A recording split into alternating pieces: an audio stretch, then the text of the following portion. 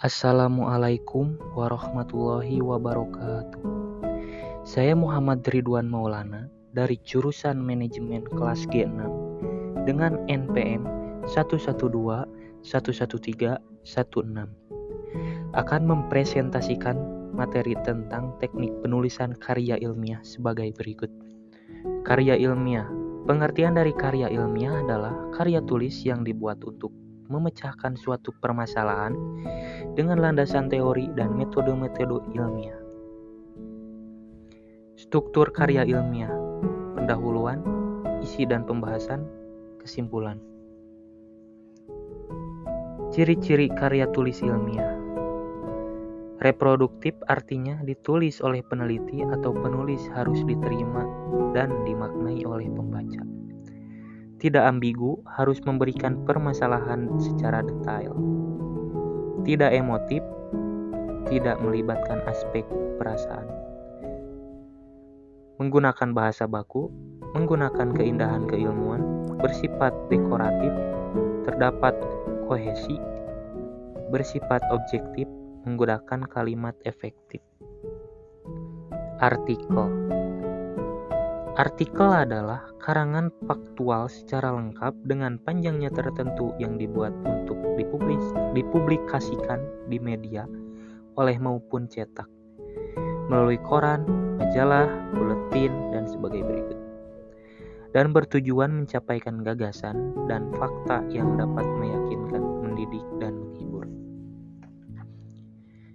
Jenis dan cara penulisan artikel. Deskripsi adalah karangan berisi gambaran mengenai suatu hal atau keadaan sehingga pembaca seolah-olah melihat, mendengar, atau merasakan hal tersebut. Narasi dikenal sebagai cerita terdapat peristiwa atau kejadian dalam satu urutan waktu dan ada tokoh yang menghadapi suatu konflik. Eksposisi adalah memberi informasi atau pengetahuan tambahan bagi pembaca. Argumentasi bertujuan untuk membuktikan suatu kebenaran. Persuasi bertujuan untuk mempengaruhi pembaca untuk berbuat sesuatu. Kertas kerja. Kertas kerja atau work paper pada dasarnya sama dengan makalah, namun dibuat dengan analisis yang lebih mendalam dan tajam, serta dipresentasikan pada seminar atau lokarya yang biasanya dihadiri oleh ilmuwan. Paper. Paper adalah sebutan khusus untuk makalah di kalangan mahasiswa dalam kaitan dengan pembelajaran dan pendidikan sebelum menyelesaikan jenjang studi diploma S1, S2, dan atau S3. Sistematika penulisan pun sama dengan artikel dan makalah, tergantung panduan yang berlaku di perguruan tinggi yang bersangkutan. Skripsi. Skripsi adalah istilah yang digunakan di Indonesia untuk mengilustrasikan suatu karya tulis ilmiah berupa paparan tulisan hasil penelitian sarjana S1 yang membahas suatu permasalahan atau fenomena dalam bidang ilmu tertentu dengan menggunakan kaidah-kaidah yang berlaku. Tesis.